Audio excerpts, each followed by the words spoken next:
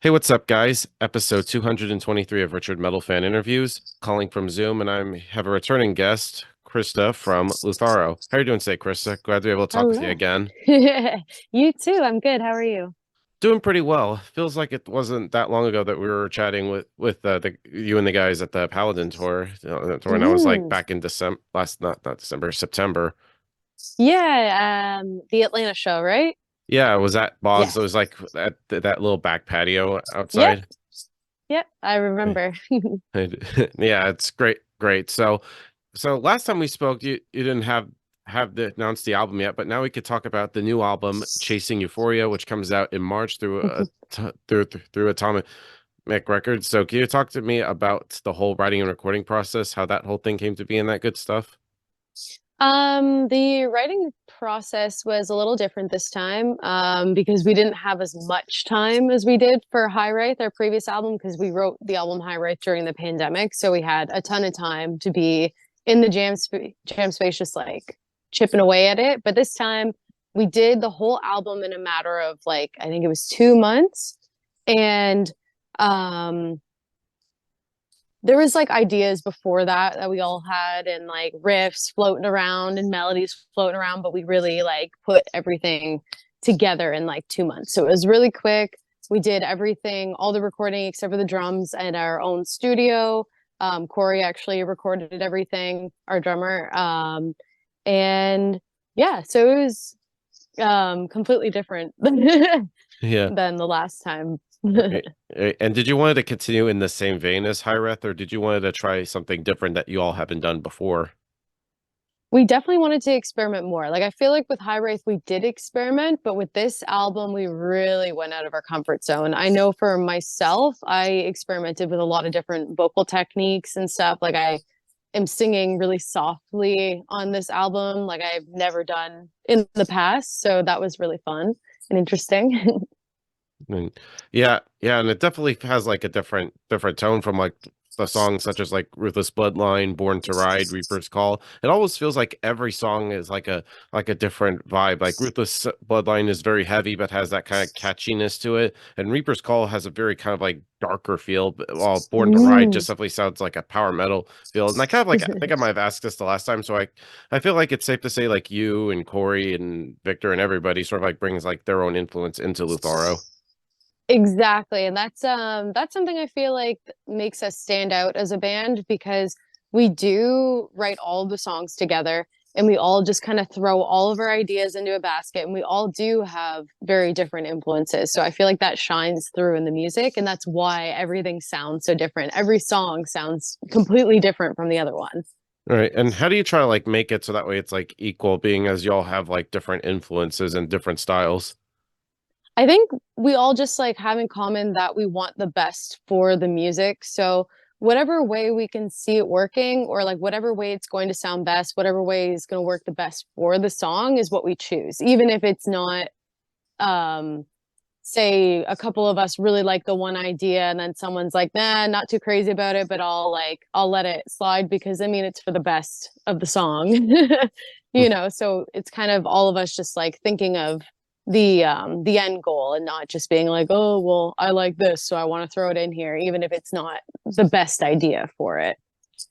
Yeah, totally. Like, and of course, this is your first album on a first your first label, Atomic Fire Records. So, how did Atomic Fire Records find you guys, and what was it about them that pretty much stand out from like all the other label offers? Be like, that's the one. I think because like I guess like they're not really a smaller label, but they don't have as jam-packed of a roster as like the like Nuclear Blast and Napalm and stuff. So I feel like at that point it makes us have not so much more attention on us, but like it's a little bit more like personable with the label, so to say, and we don't get lost in the mix as much, especially because we are still a small band. We're still like just beginning our career basically. So yeah, I think we just kind of get eaten alive otherwise this early on. And yeah, totally. Like, and I kind of wanted to throw it back a little bit because next year, 2025, will mark the 10 years of the first EP be in Caradine. Dean, so how do you feel like the band has evolved from that up until, of course, Chasing Euphoria? I think just starting out, there was a lot of um trial and error, trying to find our sound, trying to figure out who we are as people. Because I mean, we started the band when we were 19, I think, fresh out of high school. So we're still developing as people. Like our brains aren't even fully formed at that age, you know? So like the frontal cortex or whatever it is, frontal lobe is still not, it's still building, you know? So I mean, we're still figuring it all out at that point. So I feel like we didn't even really get to where our sound was a little bit more concrete till high rise. So those early years were really just us learning. Like it was like we're toddlers Yeah. in music at that point. I feel like so now I feel like it's like we have a grasp on what we like and what works for us and um, what our fans are responding to. So going from being babies and just kind of throwing something on a wall and hoping it sticks and seeing what we like out of all of it to now just knowing exactly what we want. Yeah, I agree because especially like evolving like some I know some bands kind of like cringe at their older material and kind of like, "Ooh, what were we thinking?" 100%. But I always feel like it's like a like an evolution, It like you is. sort of like learn as you go. Yeah, for sure. Yeah. Definitely learn. Live and learn. Yeah. Yeah, and kind of wanted to talk about like your vocals because I think, in my opinion, you're one of the best metal vocalists going right now. Now, especially like the way with your different usages of voice, especially like the clean vocals and the harsh vocals. Like how does that like reflective of like a certain like emotion that you were feeling at the time? Yeah, thank you. Yeah, and honestly, like the way I choose to throw those parts into a song is just, yeah, based on pure emotion and what I want to say with like a certain passage. And then yeah, I'll be like, okay, this needs screaming, this needs singing, whatever. But I feel like I wouldn't be able to get the same message across with just singing or just screaming. So I like to keep that mixture in there. Yeah, because there's like as I know, like there's like some ways you could like emotions that you can hand like you can't really channel with like clean vocals or vice versa Mm-hmm. with harsh vocals. So it's fun to like experiment with your voice. Mm-hmm. For sure. Sure. Yeah. Yeah, and kind of want to play a little bit of a fun round if that's cool with you. All You right, know, all like right. who in the band, like who in the band is the most talented?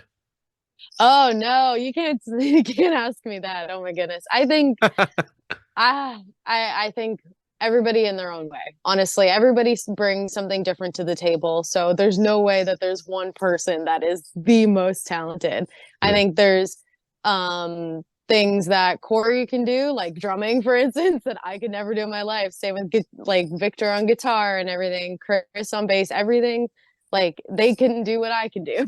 So maybe with years of practice, we could do those things. But yeah, I wouldn't say that there's one person that's the most talented. I feel like us combined as a group is just like, oh.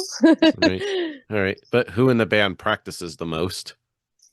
Who practices the most? That's hard to say because we all practice the same amount at the jam space, but as far as like separately goes, I would have to give it to the guys over myself because I don't have a proper setup at home. I have to only practice at the jam space. I do breathing exercises at home, but I would say probably Victor or Corey practicing the most. All right. Who in the band is like the first one to like practice, first one to like get up in the morning, earning and all that stuff? Oh, Victor. Victor is the the go-getter, I would say. He's up early and he's like on it from the second he wakes up, whether it's like the practice, business, everything, he's on it. All right. And who in the band is like the late the most? The late one, probably me. I'm kind of off in my own little world sometimes, you know, need a little bit more structure, but I get it done. Hmm. Ah. Yeah, all right. So, but then who in the band has like the most weirdest like musical taste? The weirdest musical taste. I would say probably myself or Corey because we listen to things all over the map. Like, I know Victor listens to like mostly metal, classic rock, blues, that kind of thing. And like, same with Chris, mostly in like the metal or rock genre. But me and Corey are anywhere from like heavy metal or like really like heavy stuff to like Britney Spears. Yeah. So yeah, we're all over the place. Hey, hey, nothing wrong with me. I can listen to like Deicide, but I can also like Linkin Park or even Backstreet Boys. So it's fair Yeah, to say, safe to say, like fuck what anybody says. Just like whatever you like. exactly. I agree. Right, totally. Like, and kind of like speaking still about the new album. Sort of like, what are like the themes going into like the new album that is different from like High Wraith or even like the Wings of Agony EP?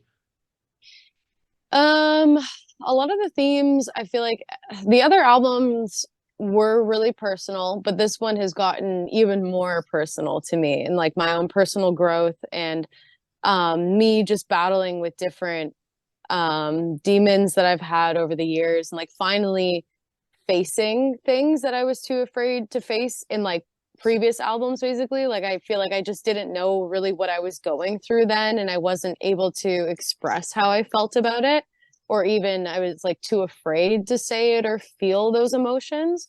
Whereas with this one I just kind of laid everything out on the line. I wasn't afraid of feeling my feelings anymore, so to say. Like I've always just put things on a back burner, always just like stuff things down and then blow up later kind of thing. I've always just been the kind of person to just ignore how I'm feeling or just yeah, emotion equals weakness. Yeah. But as I've evolved as a person, I've realized that that's not the case. And with this new album, I really brought a lot of raw emotion into it. All right. And so Mhm. kind of like in the end to wrap things up, what's next with Lutharo? I know you got like a tour coming up in March. Is just like any other tours that you have like in the pipeline for 2024? We do have some things that are kind of up in the air right now. So I can't really speak on them yet, but we're hoping that we're going to get to go to Europe again. And just, yeah, more touring in general, playing more shows, getting some new merch, Twitch streaming more, all the things. Yeah, especially like the new podcasts and stuff since I Yeah. love those. Yes. Oh, thank you. I'm glad. Yeah, we need to get on that a little more. We've been busy like with music videos and all this stuff, so we need to in the past holidays and everything. So we need to get on it with the podcast again. Yeah. Yeah, and I especially love like your music videos. Like it definitely sort of like fits like the songs. Have you have like any more music videos planned? I know you're working on like another one. We do. We have a couple more coming out, so stay tuned for those. But yeah, this next one coming out, I am really excited for. We froze our butt off, but Yeah, typical worth it. Canadians. Yes. Worth it in the end. It's a really cool one. Yeah, it would be cool if you did like a like every song has like a music video, kind of like how Mm. Metallica did for their albums. I would think you guys could pull it off perfectly, make it almost kind of like a movie in a way. Yeah, well, I mean, it helps people visualize what the song's actually about, right?